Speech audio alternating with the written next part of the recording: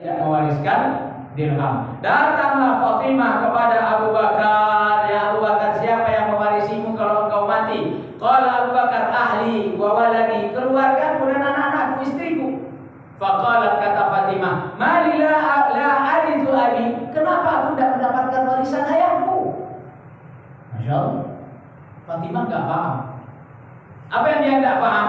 Qala Abu Bakar, sami'tu Rasulullah sallallahu alaihi wasallam yaqulu, aku mendengar Rasulullah bersabda. Apa sabda Nabi? La nurath, kami para nabi tidak mewariskan. Seluruh para nabi tidak mewariskan dinar dirham, enggak ada harta yang diwariskan. Qala Abu Bakar, walakinni a'ulu man kana Rasulullah sallallahu alaihi wasallam ya'ulu. Tetapi kata Abu Bakar, siapa yang di masa hidupnya Rasulullah kasih nafkah, istri-istrinya, keluarga-keluarganya, maka aku yang menanggung nafkahnya, kata Abu Bakar. Jadi bukan cuma menghalangi waris, tapi Abu Bakar kasih solusi. Fatimah, istri-istri Nabi, keluarga-keluarga Nabi yang sehari-hari dikasih oleh Nabi nafkahnya, ketika Nabi wafat mereka tak dapat warisan.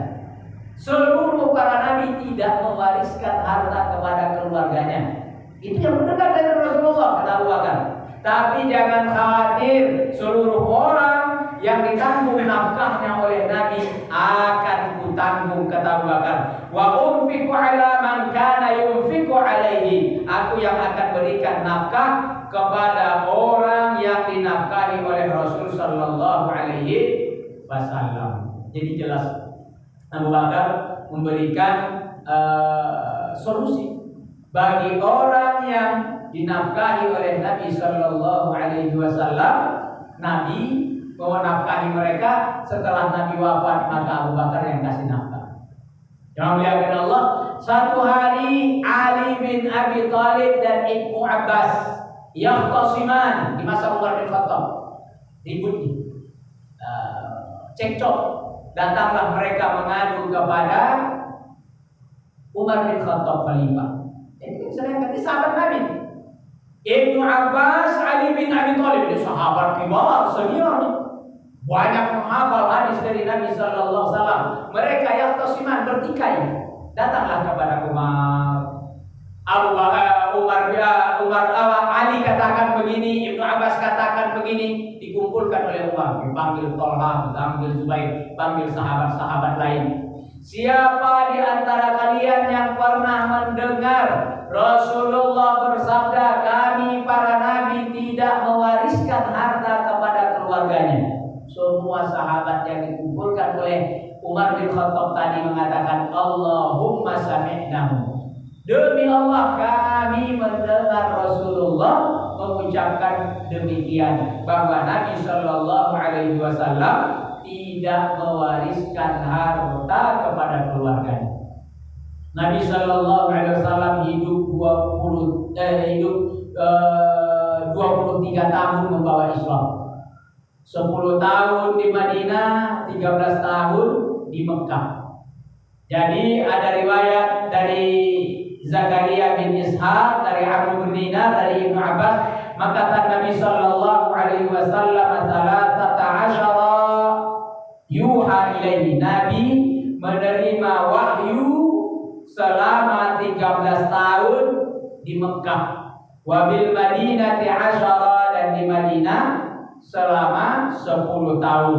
Wa tuwfiya wa huwa ibnu 63 sana. Dia wafat pada usia 63 tahun. Pun begitu ada riwayat yang mengatakan Nabi sallallahu alaihi wasallam wafat khamsi wasittina sana, 65 tahun.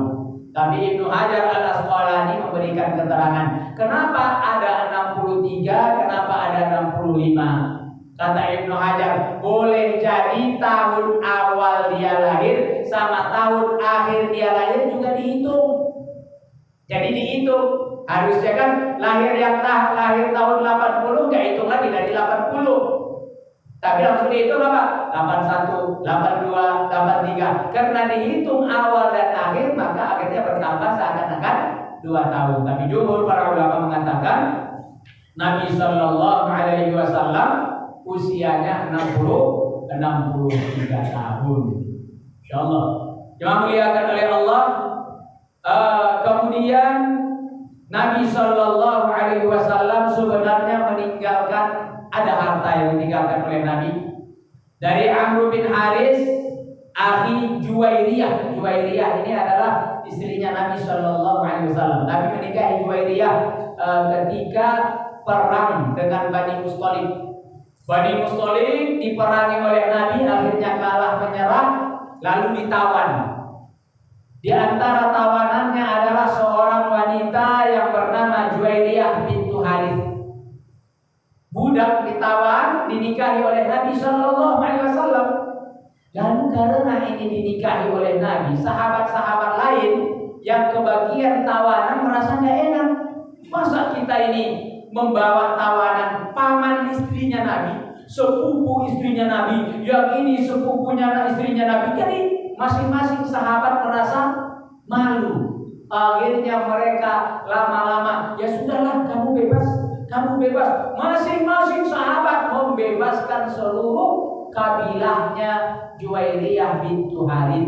Harta ghanimah yang tadinya diambil oleh kaum muslimin dikembalikan seluruhnya. Sampai kata Juwairiyah, aku adalah orang yang paling barokah pernikahannya. Yang paling berkah pernikahannya adalah pernikahanku, kata Juwairiyah. Pertama, dia menikah dengan Rasulullah. Yang kedua, pernikahanku membuat seluruh keluargaku bebas.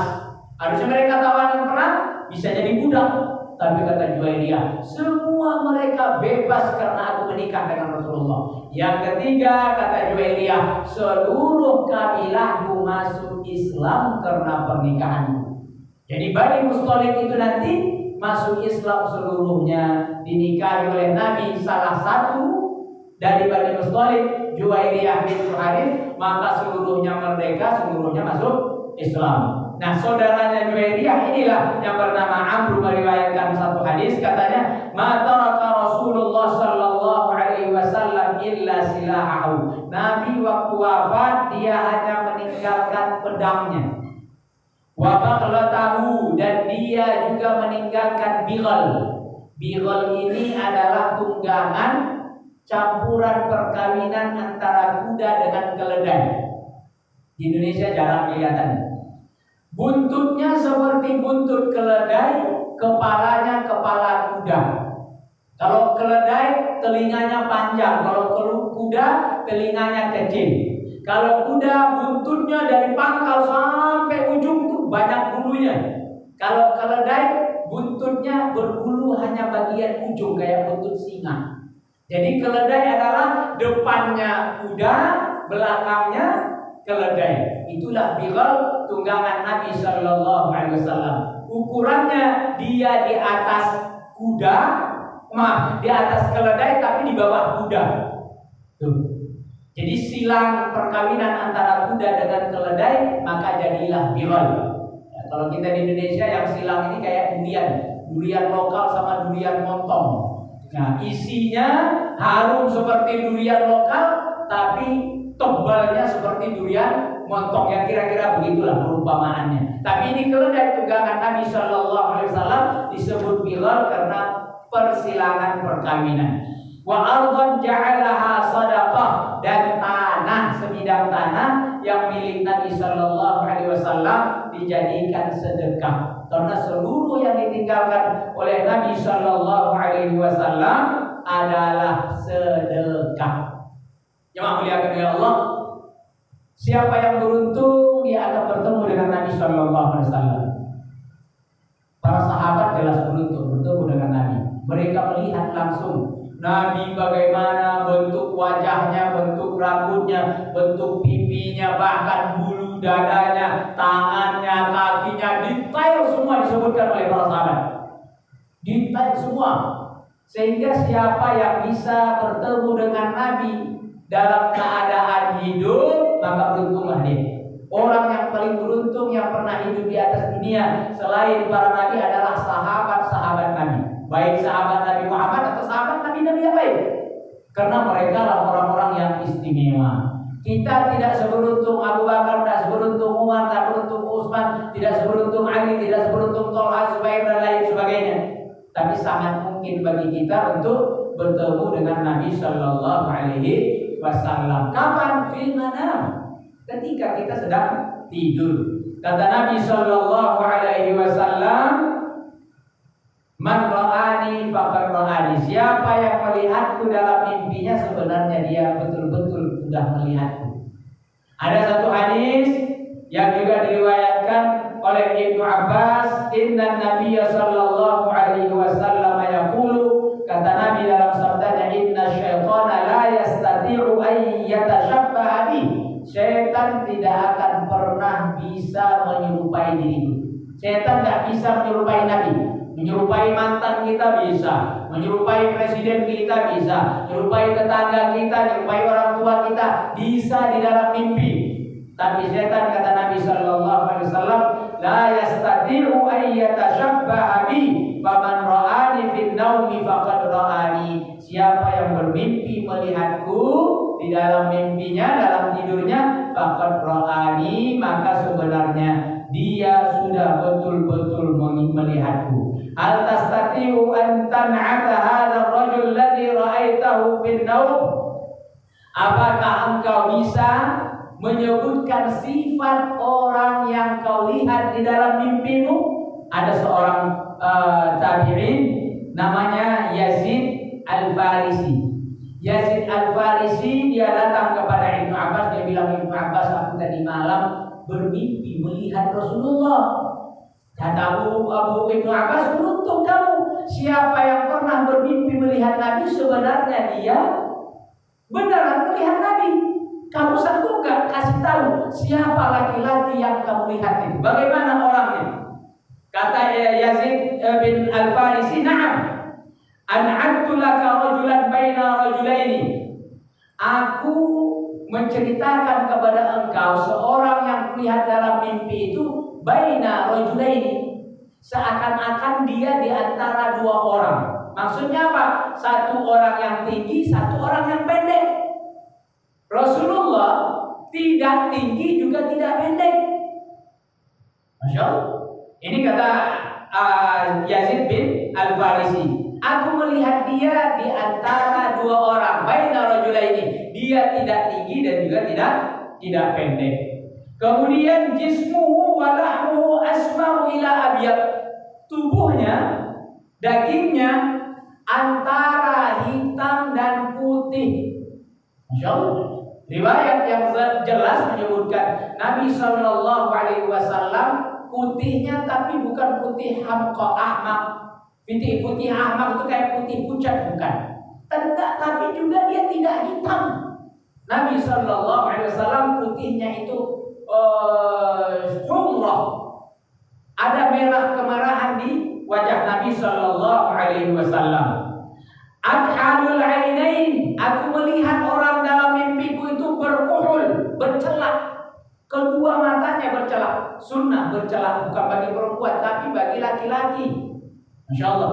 Bukan celak yang di alis tapi di sini, di pinggir mata. Kata Nabi Shallallahu Alaihi Wasallam, menggunakan celak itu menyehatkan mata dan menyuburkan, memanjangkan bulu mata. Kata Nabi Shallallahu Alaihi Wasallam. Yazid bin Al-Farisi juga mengatakan orang yang kulihat itu hasanul dhahki, tawanya bagus. Semakin dia tertawa, maksudnya senyum, semakin dia tersenyum semakin indah wajahnya, semakin tampan, semakin ganteng. Begitulah yang kulihat. Jamilul dawairi wajhi, seluruh pusaran wajahnya ini sangat bagus. Qad mala'at lihiyatahu ma baina hadhihi ila hadhihi. Jenggotnya penuh di antara ini ke sini. Jadi penuh, tidak sampai ke dada tapi di antara dada. Ya, penuh, dia kasih isyarat. Jenggotnya segini, lihiyah penuh, kata Yazid bin Al-Farisi. Hadhihi qad mala'at nahrahu. Nahra itu nih antara dada sama dagu. Jadi penuh jenggot Nabi Shallallahu Alaihi Wasallam, tidak menjulur sampai ke dada, tapi penuh di sini. Kathibul lahi. Jadi kasibul lahi. Jadi jenggotnya Nabi Shallallahu Alaihi Wasallam itu sangat tebal. Tebal itu banyak, bukan panjang. Ya, arif. Banyak jenggotnya, tapi bukan panjang. Apa kata Ibnu Abbas? Qala wala adri ma kana ma hadha an-na'at.